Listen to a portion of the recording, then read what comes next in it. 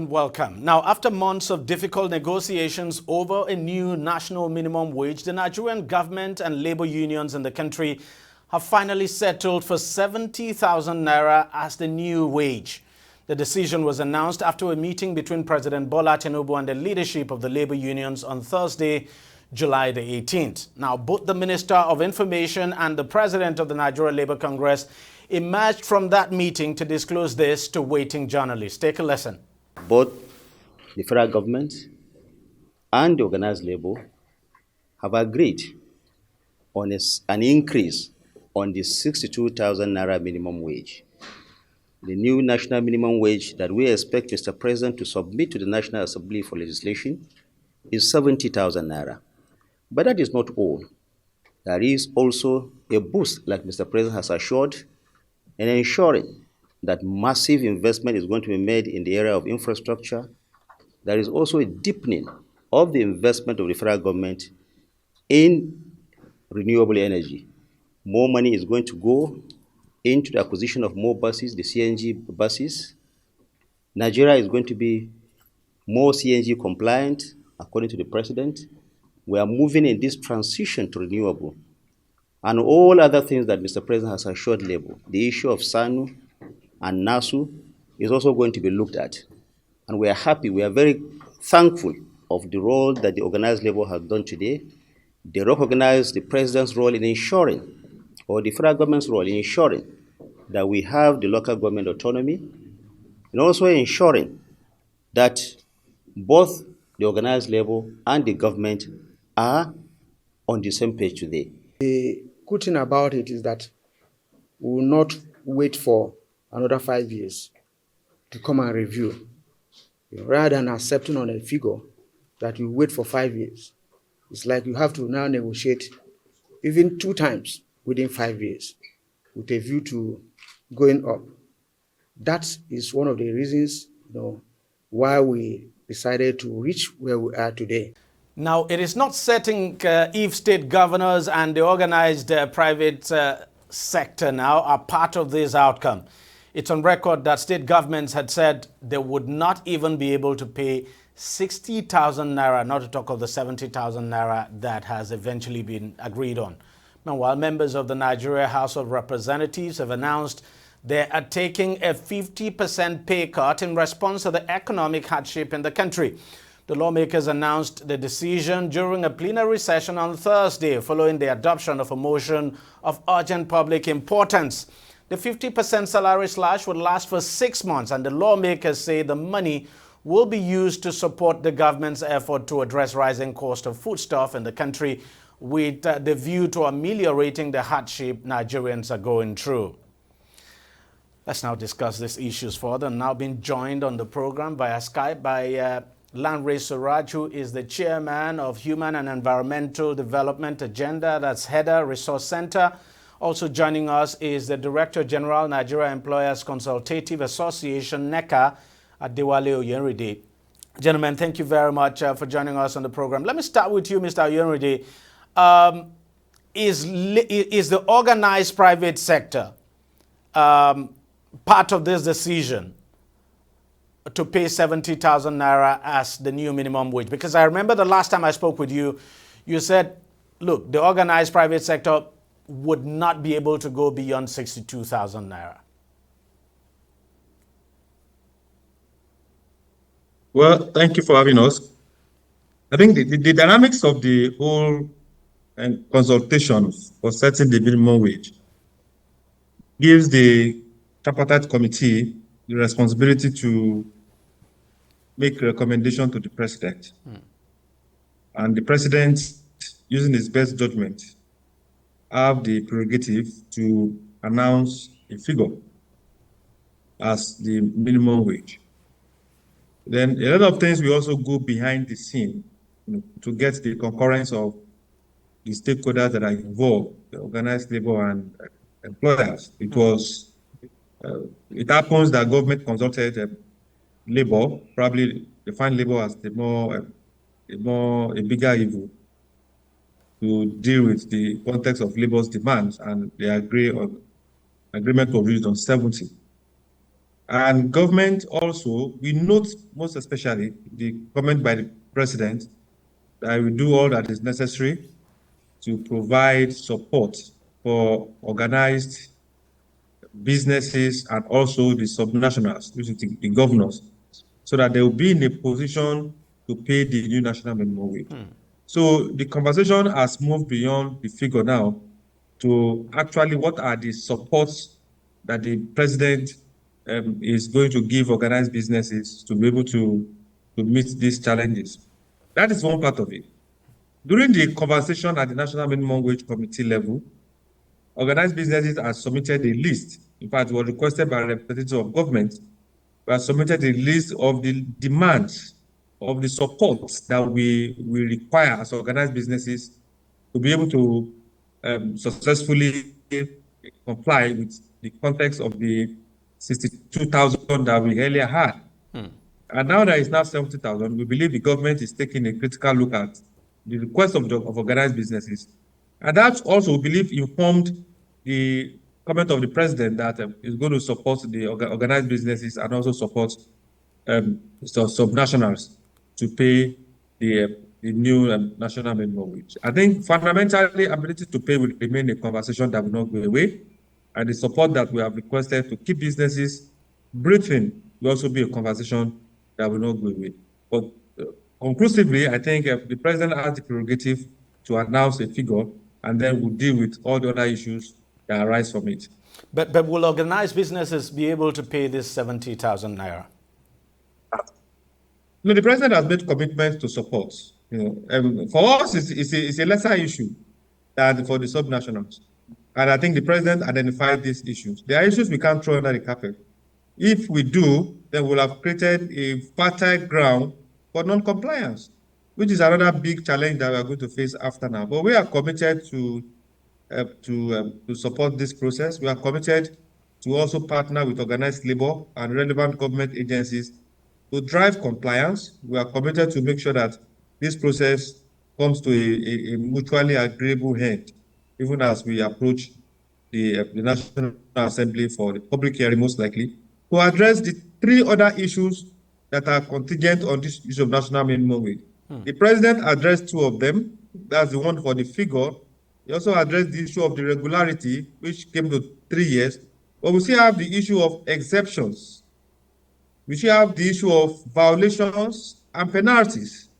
And we still have the issue of, what's the third one now? Monitoring. So those three other issues were not mentioned by the president, but those are issues that are the second phase of engagement, most likely at the National Assembly. Let me bring you in here, Mr. Suraj. You had what came out of that meeting is that the presidency, the federal government will assist state governments now, assist them now to pay. So, and that assistance, I would suppose, probably I don't know how that is going to happen. If the federal government will be paying part of the money, or the federal government will be giving state governments now some kind of funding, so to speak, to augment salary payments every month. I don't really understand. But given the fact that the state governments before now had said, look, even 60,000 naira would be difficult for them to pay, how do you think this 70,000 would sit with them? I think the 70,000, if they really sincere and genuinely committed this, and I think this should be one of the challenges. It's good that we have the organized private sector already saying yes, government to support the process, and then also looking at government providing the enabling environment for them to actually comply with the new minimum wage. It's going to be the same thing with the state government. And for me, the first for the state governments to pay would be cutting down on the cost of governance. We can't afford to be having state governors having retinue of special assistants or personal assistants running into thousands of them in a state. I wonder where that mentality and that recklessness actually came from that became the order of the day.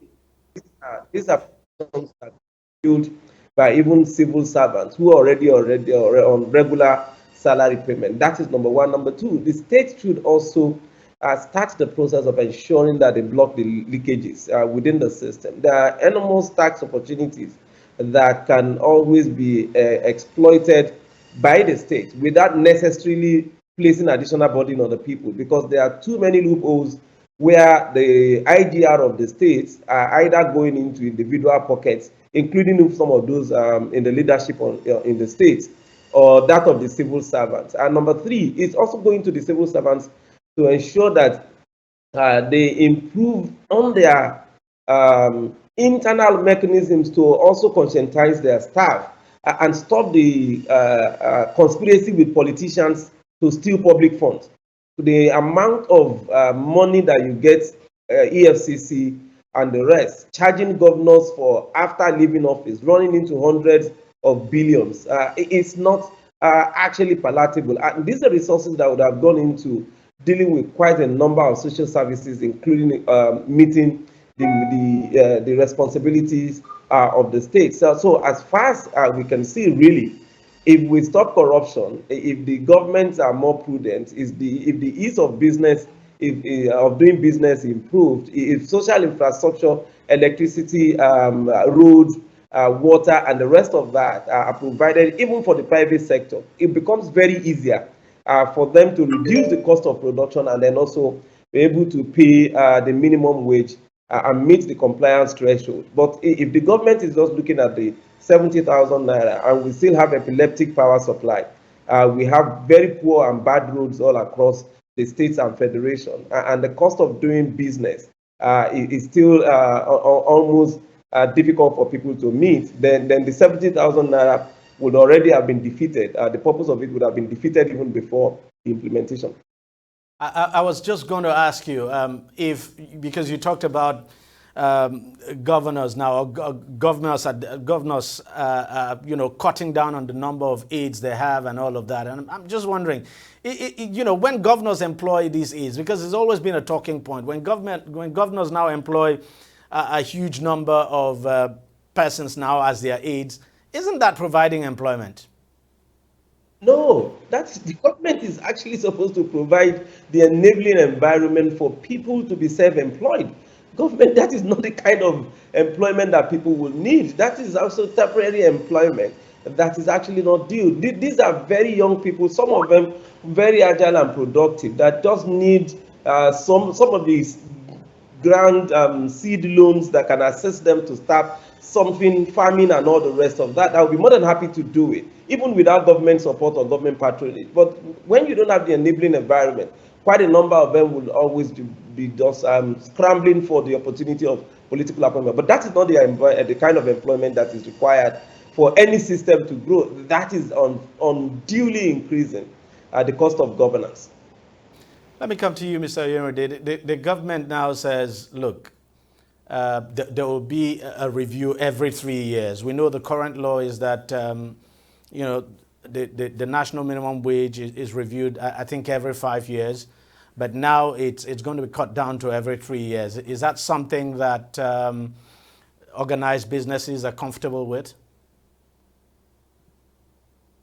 Well, at the committee level, I keep mentioning the committee level because we are committed to building institutions.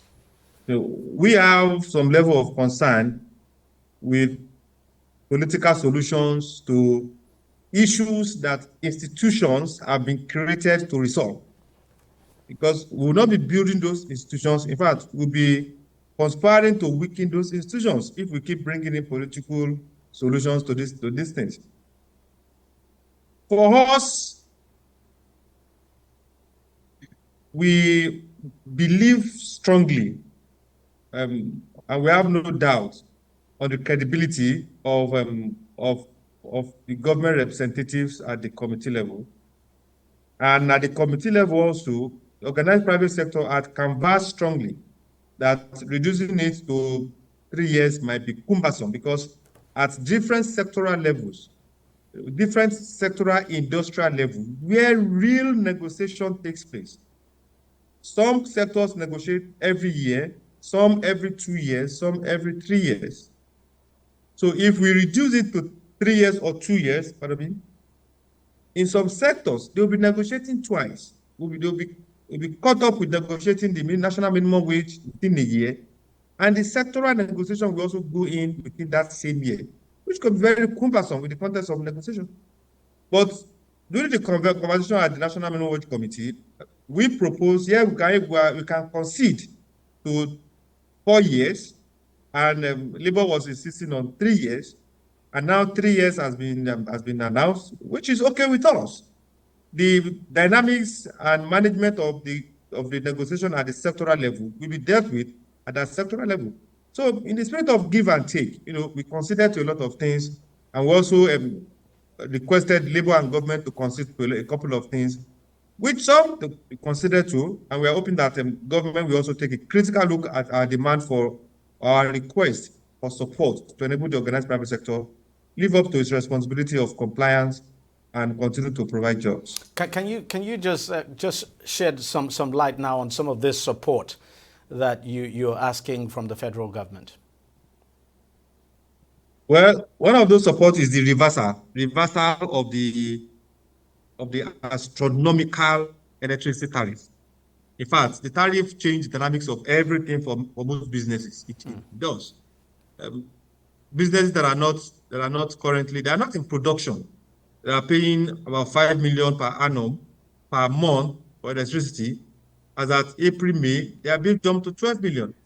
So where is that going to come from? We requested for CBN's redemption of all outstanding forwards for companies in the productive sector. We request for the finalization and adoption of the Taiwo Yedele Presidential Committee on Tax and Fiscal Reforms. We request for duty exemption on imported conversion kits for CNG buses. Revisit of the Financial Reporting Council regulation as it currently is. It's cumbersome and it's dangerous to organized businesses. We requested the enforcement of Executive Order 003 and 005 on the patronage of made in Nigerian goods by all ministries, departments, and agencies, amongst many others. So you can see that those requests, they're not selfish requests. They are requests that we think will promote economic activities and we hasten the growth of the rail sector, because that is our path to creating jobs. That is our path to growth, and we are hoping strongly that the government is taking a very serious look at this request. So did the government accept that it would grant this request? At the committee level, it was requested we pass the list to the government representative. I said we have no doubt on the credibility and the credibility and the pedigree of the government representatives on that committee. It wasn't an agreement, but it was I don't want to call it an MOU. It was a conversation that was held, and a conversation that they were very, very disposed to. Lanre, do you get any impression at all, because that would appear to be what I'm getting, that because this negotiation was difficult and it's coming at a very tough time for the country, and at a time when the government certainly would not want this nationwide protest, the locking down of the economy and all of that the government just decided to accept, concede to a lot of things that it might find difficult to implement down the road? No, actually, I think the government is not actually too far from its original proposal, really. So I really can see if there's any part of the negotiation that I think made the highest number or amount of concession, it should be the labor. So it's labor coming from 250 thereabout of a minimum wage to come to 70, and from government that has just gone from 30 to 70. I think that actually should be to the consideration of the labor for making that higher number of concession in terms of the amount that is involved. If we're able to block the loop, and I'm always just insisting on that. The moment that we're able to block the leakages, I mean, look at what with the removal of the subsidy, fuel subsidy. good or bad, accepted or otherwise. With that removal, you can imagine what we currently have as the output for many of the states. Quite a number of them are taken back in terms of annual federal allocation to the states and local government in multiples of what they earned before the removal, and quite a number of them are almost not even showing anything to reflect that level of the higher amount of allocation that is going to the states. So it is about the priority. It's about also the monitoring, and that is one of the things that the federal government can do. One of which is to publish what goes to the states and the local government on a monthly basis, so that we can be able to tell and know what goes to the 3 tiers of government, the 3 levels of government at the end of every month, for people to raise the necessary questions, to also monitor the utilization of those funds. It shouldn't really be any problem per se for the government with the level of the increase in the allocation and also the revenue that we're actually getting into the country. Quickly, what's your take, Lanre, on the decision of the lawmakers now at the lower parliament to slash their salaries by 50%? No, it is a good development. It is a welcome development. We take the step from here and then we make further demands. So we're waiting for the Senate, we're waiting for the president, we're waiting for the ministers, and we're waiting for the governors and also members of the House of Assembly to start cutting down on the unnecessary, perks of office, allowances and the rest, including the constituency projects, to allow for the country to recover from the current economic quagmire that we are in. What would be your take on that, Mr. Oyerunde? Well, as he has said, I think it's a good development, a good way to start. We want to believe it was done in good faith.